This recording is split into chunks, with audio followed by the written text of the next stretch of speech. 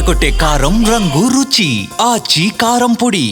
Gig workers అంటే మనందరికీ కూడా తెలిసిందే. గిగ్ వర్కర్స్కి సంబంధించి ఎన్నో వార్తల్ని కూడా బిగ్ టీవీ చూపించడం జరిగింది. అయితే గిగ్ వర్కర్స్ పడుతున్న బాధలు అంటే ర్యాపిడో, జొమాటో, రూబర్ ఇలా వీళ్ళందరూ కూడా పడుతున్న బాధలు ఏవైతే ఉన్నాయో వాటన్నిటిని గుర్తించి కేంద్రం దాకా తీసుకెళ్లిన గిగ్ స్థాపకుడు ఇప్పుడు మనతో పాటు ఉన్నారు. ఒకసారి వారితో మాట్లాడదాం.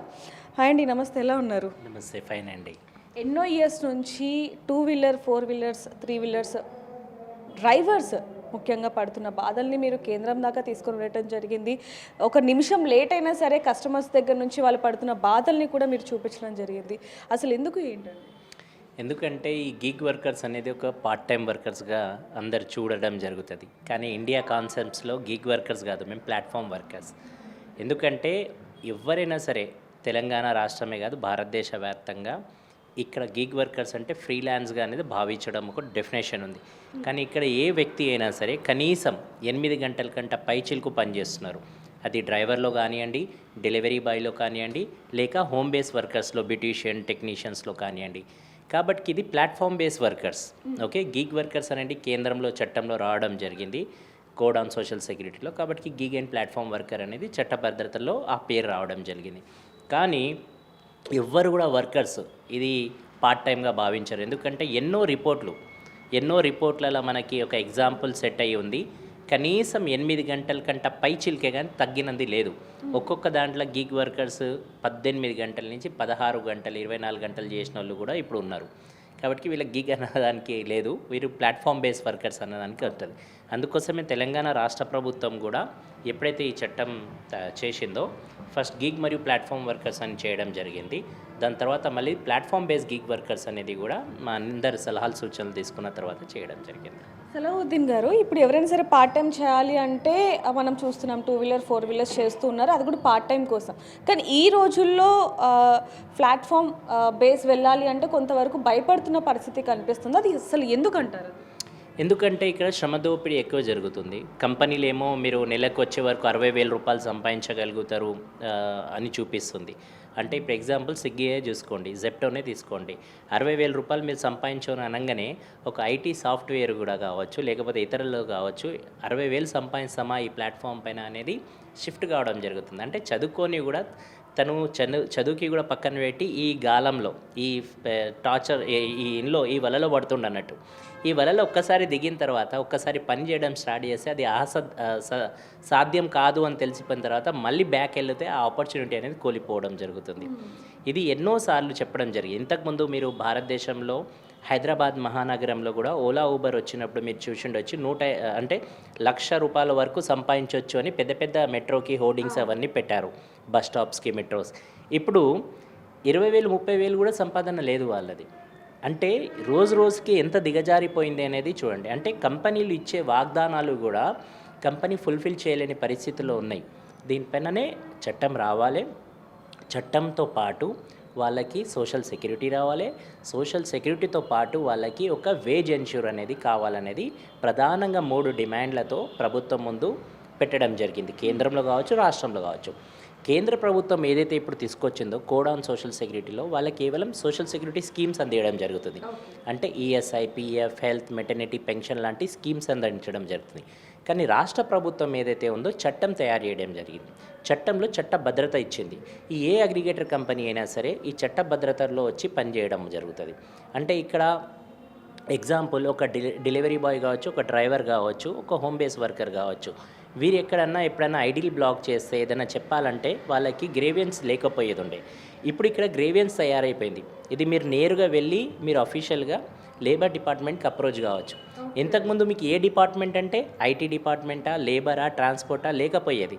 ఇప్పుడు కనీసం ఒక కొలిక్కి వచ్చింది, మా డిపార్ట్మెంట్ లేబర్, మా సమస్యలు ఎక్కడైనా పరిష్కారం జరగాలంటే లేబర్ డిపార్ట్మెంట్.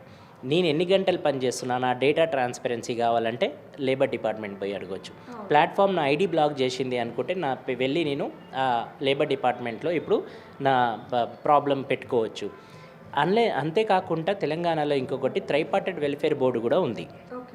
దీనిపైన ఒక వెల్ఫేర్ బోర్డు తయారవుతుంది. ఆ వెల్ఫేర్ బోర్డులో అగ్రిగేటర్ కంపెనీస్ ఉంటాయి, ప్రభుత్వం ఉంటుంది, యూనియన్ ఉంటుంది.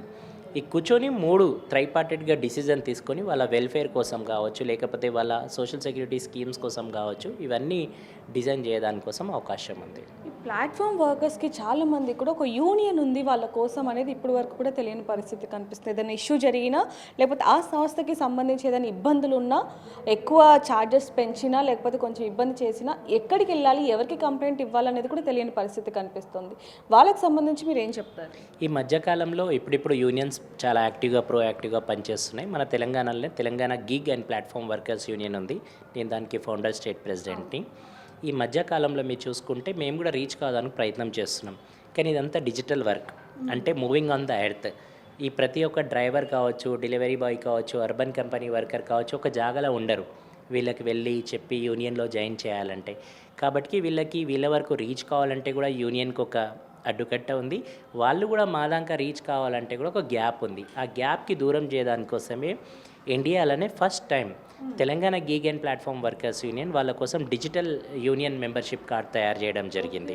వాళ్ళు ఎక్కడి నుంచి అయినా సరే వాళ్ళకి యూనియన్ గురించి తెలియంగానే వాళ్ళు యూనియన్కి నేరుగా రుసుము కట్టి వాళ్ళు మెంబర్షిప్ తీసుకొని వాళ్ళకి ఈమెయిల్ ద్వారా వాళ్ళు మెంబర్షిప్ పొందవచ్చు. అంటే ఒక డిజిటలైజేషన్లో ఎట్లయితే పోరాటం ఒక కంపెనీస్ డిజిటల్గా నడుస్తుందో, పోరాటే హక్కుల యూనియన్స్ కూడా డిజిటలైజేషన్కి ట్రాన్స్ఫర్ కావడానికి కోసం అవకాశం చేసినాం అన్నట్టు. ప్రభుత్వం కావచ్చు లేకపోతే కేంద్రం కావచ్చు వాళ్ళ కోసం ఎన్నో బెనిఫిట్స్ని ఇస్తున్నప్పటికీ కూడా వాళ్ళ దాకా ఇంక ఈ వార్తలు కూడా వెళ్ళట్లేదు. అంటే ఇప్పుడు ఎవరైతే ఈ పార్ట్ టైం జాబ్గా చేస్తున్నారో ప్లాట్ఫామ్ ఫర్ వర్కర్స్ ఎవరైతే ఉన్నారో వాళ్ళకి అసలు ఈ విషయాలు కూడా తెలుసుకోకుండా కేవలం డబ్బు సంపాదిస్తున్నామా పార్ట్ టైంగా, ఆ డబ్బు మనకు వస్తుందా లేదా అని ఆలోచిస్తున్నారే తప్ప ఆ వెనకాల ఎన్ని బెనిఫిట్స్ ఉన్నాయనేది వాళ్ళు తెలుసుకోలేకపోతున్నారు. దానికి సంబంధించి ఏం చెప్తారు? దీనికి ప్రాబ్లం గ్యాప్ చాలా ఉంది. కేంద్ర ప్రభుత్వం కావచ్చు, రాష్ట్ర ప్రభుత్వం కావచ్చు, యాజ్ ఎ యూనియన్స్ కూడా మేము కూడా కావచ్చు, జనాల మధ్యలో కావాల్సిన వరకు తీసుకువెళ్ళే దాంట్లో ఫెయిల్ అవుతున్నాం. ఎందుకు అంటే ప్రభుత్వం ఒకసారి ఒక చట్టం రూపొందించితే ఆ చట్టం జనాల మధ్యలో తీసుకుపోయే బాధ్యత ప్రభుత్వంది, అధికారులది, దాంతోపాటు యూనియన్స్ది. ఏదైతే గ్యాప్ ఉందో ఆ గ్యాప్ ఎందుకు ఏర్పాటు పడుతుంది అంటే ఈ ప్లాట్ఫామ్లో ఎవరు కూడా ఎక్కువ టైంలో ప్లాట్ఫామ్లో పని చేయరు. ఈ ప్లాట్ఫామ్లో ఒక 2 గంటలు 3 గంటలు ఈ ప్లాట్ఫామ్లో అంటే ఓలాలో పనిచేస్తారు, మళ్ళీ ఊబర్లో పనిచేస్తారు, మళ్ళీ ర్యాపిడోలో పనిచేస్తారు. అలాగే ఒకే వ్యక్తి ఇలా వేరే వేరే ప్లాట్ఫామ్లో చేయొచ్చు అంటారా? అసలు చేయొచ్చు. దానికోసమే మనం యూనిక్ ఐడి కూడా తీసుకురావడం జరిగింది. ఆయన ఏ ప్లాట్ఫామ్ పైన చేసినా కూడా ఈ శ్రమ్ ద్వారా ఆ ప్లాట్ఫామ్ మర్జ్ అయిపోతుంది. అంటే ఆయనకు రావాల్సిన హక్కులు బెనిఫిట్ కూడా ఈ శ్రమ్ ద్వారా ఒకటే యూనిక్ ఐడి ద్వారా భారతదేశ వ్యాప్తంగా ఆ ఐడి చెందే విధంగా ప్లాన్ చేసినాం అన్నట్టు. అది ఎగ్జాంపుల్ తెలంగాణ నుంచి మైగ్రెంట్ అయిపోయి మహారాష్ట్ర పోయింది అనుకోండి, కర్ణాటక పోయింది అనుకోండి, అక్కడ జరగరాంది ఏదైనా జరిగితే కూడా ఆ కార్డ్ అక్కడ కూడా వ్యాలిడ్ ఉండేటట్టుగా ప్లాన్ చేయడం జరిగింది. రానున్న ఒక 20 ఏళ్ళు 10 ఏళ్ళు దృష్టిలో పెట్టుకొని ఈ శ్రమ్లో కూడా గిగ్ మరియు ప్లాట్ఫామ్ వర్కర్లకు చేరేయడం జరిగింది. దానివల్ల ఏదైనా జరగరాంది సంఘటన జరిగితే ఇప్పుడు గవర్నమెంట్ నుంచి, స్టేట్ గవర్నమెంట్ నుంచి కావచ్చు లేకపోతే సెంట్రల్ గవర్నమెంట్ నుంచి కావచ్చు వచ్చే బెనిఫిట్స్ అన్నీ వయాటు ఈ శ్రమ్ ద్వారానే రానున్నాయి. అందుకోసమే union Telangana gig and platform workers union కంటిన్యూస్గా ఈ శ్రమ్ పైన అవేర్నెస్ కావచ్చు, ఎయిర్పోర్ట్లో కావచ్చు, బస్ స్టేషన్స్, రైల్వే స్టేషన్స్తో కావచ్చు, వాళ్ళకి కొన్ని ఏమంటారు వర్క్షాప్స్ పెట్టి అవేర్నెస్ క్రియేట్ చేస్తూ వాళ్ళకందరికీ ప్రోత్సాహం ఇస్తుంది అన్నట్టు. ఇప్పుడు కేంద్రం కూడా భారత్ ట్యాక్స్ అని చెప్పి ఒక యాప్ని తీసుకొని రావడం జరిగింది. దాంట్లో ఇప్పటికే ఢిల్లీలో 52,000 మంది ఆల్రెడీ రిజిస్ట్రేషన్ చేయించుకున్నారు. అయితే దానివల్ల చాలా వరకు బెనిఫిట్స్ ఉన్నాయని చెప్పొచ్చు. ఆ యాప్కి సంబంధించి మీ అభిప్రాయం ఏంటి? చూడండి, అది తెలంగాణలో స్టార్ట్ అయింది. ఫస్ట్ అయితే తెలంగాణలో ఫస్ట్ అది ఆప్షన్ ఏమంటే చెయ్యాలని ప్రభుత్వానికి డిమాండ్ ఉండే, ఒక ప్రభుత్వం సొంత యాప్ తీసుకొని రావాలని. కానీ అది కేంద్రం ఇప్పుడు ఆక్యుపై అంటే మేము చేస్తామని ముందుకు రావడం జరిగింది. అది చాలా శుభ పరిణామం. మినిస్ట్రీ ఆఫ్ హోమ్ అఫైర్స్ ఇది చేయడం జరుగుతుంది. ఇది సహకారిత ఒక అంటే కోఆపరేటివ్ మోడల్లో తీసుకొచ్చి ఆ కోఆపరేటివ్ మోడల్లో ఈ సహకారిత భారత్ ట్యాక్సీ యాప్ తీసుకురావడం జరిగింది. ఈ యాప్ ఇప్పుడు 2 రాష్ట్రాల్లో పైలట్ ఉంది. ఒకటి ఢిల్లీ, రెండోది గుజరాత్. ఈ 2 రాష్ట్రాల్లో ఈ నెల 31 తర్వాత ఫస్ట్ నుంచి అవైలబుల్ ఉంటుంది. దాని తర్వాత ఆ ఫ్లెక్సిబిలిటీ చూసి వేరే రాష్ట్రాలకు కూడా దానికి విస్తూరం చేయడానికోసం అవకాశం ఉంది.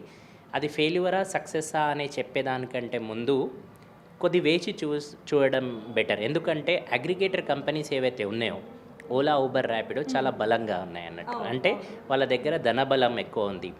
ఎప్పుడైనా కస్టమర్స్కి కావచ్చు, వర్కర్స్కి కావచ్చు, ఆ ప్లాట్ఫామ్ పైన రాదాని కోసం మోడల్ వాళ్ళ దగ్గర రెడీ ఉంది. కానీ అలాంటిది మా దగ్గర భారత్ ట్యాక్సీలో లేదు. ఎందుకంటే ఇది కోఆపరేటివ్ కాబట్టి మేమే నడిపించుకోవాలి. భారత్ కోఆపరేటివ్ మోడల్ అంటే ఇది సహకారితతో మేమే నడిపించుకోవాలి కాబట్టి. మీరు ఇప్పుడు అంటున్నారు అది వచ్చిన తర్వాత ఎలా ఉందో చూసి చెప్పాలి అంటున్నారు కదా. ఎందుకంటే ఇప్పుడు వరకు ఉన్న ఎవరైతే ఈ ప్లాట్ఫామ్ వర్కర్స్ ఎవరైతే ఉన్నారో వాళ్ళు పడుతున్న ఇబ్బందులు మనం చాలా చూస్తున్నాం. ఒకవేళ లేట్ వెళ్ళినా లేకపోతే వాళ్ళకి కొంచెం అమౌంట్ కట్టడం, దూరం వెళ్తే కొంచెం అసలు లొకేషన్ కూడా ఫస్టే చూపించదు. ఇలా దానివల్ల ఎన్నో ఇబ్బందులు పడుతున్నారు కాబట్టి ఇప్పుడు ఈ యాప్లో చాలా వరకు సేఫ్ అండ్ సెక్యూర్ ఉంటుంది వీటికంటే, కాబట్టి బెస్ట్ అని అనుకోవచ్చు కదా. అదే బెస్ట్ అనే నేను అదే అంటున్నా, బెస్ట్ అనే అంటున్నా. కానీ ఎక్కడి వరకు సక్సెస్ లేయర్ అనేది మాత్రం ఆఫ్టర్ సెకండ్ హాఫ్లో చెప్పవచ్చు. ఎందుకంటే ఈ 2 రాష్ట్రాల్లో పైలట్ అయిపోయిన తర్వాత వేరే రాష్ట్రాల్లో విస్తూరంగా జరుగుతుంది కాబట్టి. ఎందుకంటే ఈ మాట ఎందుకు చెప్తున్నా అంటే అది సక్సెస్ కాదు అని కాదు, సక్సెస్ చేయడానికోసం ముందంచెలుగా మేమే ఉన్నాం యాజ్ ఎ డ్రైవర్స్గా. కస్టమర్స్గా కూడా ఉన్నారు. కానీ ఆ ప్లాట్ఫామ్లో డ్రైవర్స్ కస్టమర్ ఇద్దరు కలవాలి. ఓకే, ఈ ఇద్దరి మధ్యలో ఒక గోడ ఉంది, అది అగ్రిగేటర్స్ ఉన్నది. అగ్రిగేటర్స్ ఎప్పుడు ఏదైనా చేయొచ్చు, ఎందుకంటే వాళ్ళ దగ్గర ధనబలం ఉంది కాబట్టి, వాళ్ళ దగ్గర సాఫ్ట్వేర్ టెక్నాలజీ ఉంది కాబట్టి ఎప్పుడైనా మార్చొచ్చు. కానీ భారత్ ట్యాక్సీలో మేము ప్రభుత్వంతో కొట్లాడి ఇంట్లో తీసుకొచ్చిన భాగ్యం ఏంటిదంటే, మంచి పాయింట్ ఏంటిదంటే, చాలా రాష్ట్రాల్లో మాకు గిట్టుబాటు ధర లేదు అనేది పెద్ద సవాల్గా మారింది. కానీ ఇప్పుడు అది ఒక రాష్ట్ర ప్రభుత్వమే అక్కడ ఉన్న రేట్స్ అనేది ఫిక్స్ చేయడం జరుగుతుంది భారత్ ట్యాక్సీలో. ఆ అనుకూలంగా ఆ రాష్ట్రం రేట్సే రాష్ట్ర ప్రభుత్వం కూడా డిసైడ్ చేసిన రేట్లే ఆ భారత్ ట్యాక్సీలో రానున్నాయి. ఇప్పటి వరకు ఉన్న అంచనాల ప్రకారంగా ఇప్పటి వరకు మేము కేంద్రంతో బ్యాక్ టు బ్యాక్ ఇన్లో టచ్లో ఉన్నాము. ప్రతి సంప్రదాయంలో ప్రతి దాంట్లో కూడా మేము వాళ్ళకి అడ్వైజ్ చేయడం, వాళ్ళు కూడా మాతోని సంప్రదించడం జరుగుతుంది. ఇవన్నిట్లో ఈ ప్రాసెస్ నడుస్తుంది. కాబట్టి ఒక్కసారి కిక్ స్టార్ట్ అయిన తర్వాత దాని రిజల్ట్స్ ఏ విధంగా ఉంటాయి అనేది వేచి చూడాలి. ఎందుకంటే ర్యాపిడో లాంటి కంపెనీలు ఓలా, ర్యాపిడో ముఖ్యంగా మీరు చూస్తే దానికి ఎట్లా ఆపేయాలి అనే పంతం స్టార్ట్ చేసినాయి. ఓకే, ఇన్సెంటివ్స్తో మళ్ళీ కొత్త విధానాలతో వస్తున్నాయి. కానీ అలా ఏమంటారు, ఆ గాలంలో మళ్ళీ మా డ్రైవర్లు పడకుండా ఈ భారత్ ట్యాక్సీ యాప్కి కొద్దిగా బలం చేర్చుకుంటే దీనికంటే మంచిది ఉండదు అనేది నా నమ్మక విశ్వాసం. కానీ ఈ ప్లాట్ఫామ్ పైన 2 విధాలుగా, అటు కస్టమర్స్ కూడా ఉండాలి, ఇటు డ్రైవర్స్ కూడా ఉండాలి. అప్పుడు దానికి సఫలం వైపు ఎక్కువ స్పీడ్గా దూసుకెళ్ళడానికి అవకాశం ఉన్నది. ఇప్పుడు ఏదైతే మనం డ్రైవర్స్ గురించి మాట్లాడుకుంటున్నామో వాళ్ళు ఇందాక మనం మాట్లాడుకున్నట్టుగా ఎన్నో ప్రాబ్లమ్ ఫేస్ చేస్తున్నారు. వాళ్ళు మీ దాకా చేరుకొని వాళ్ళ సమస్యలను తీర్చుకోవాలి అంటే ఏం చెప్తారు? Simple, very simple. సమస్యలు ప్రతి జాగాలో ఉన్నాయి. సమస్యలకి పరిష్కారం అనేది ఒక ఆర్గనైజేషన్, ఒక యూనియన్ వల్ల అవి అన్నీ సహకారం అవుతుంది. యూనియన్ ఏంటిదంటే వర్కర్స్ వాయిస్ లేపడం, వాళ్ళకున్న ఇబ్బందులు, వాళ్ళకున్న సమస్యలకి ప్రభుత్వం దృష్టికి కావచ్చు, కంపెనీల దృష్టికి కావచ్చు తీసుకువెళ్ళి మధ్యవర్తిగా చేసి దానికి ఆ ప్రాబ్లంకి సాల్వ్ చేసి వర్కర్ సైడ్ నిలబడ దానికోసమే యూనియన్స్ తయారు చేయడం జరుగుతుంది. ఈ unions Telangana gig and platform workers union భారతదేశంలోనే తెలంగాణనే మొదటి యూనియన్.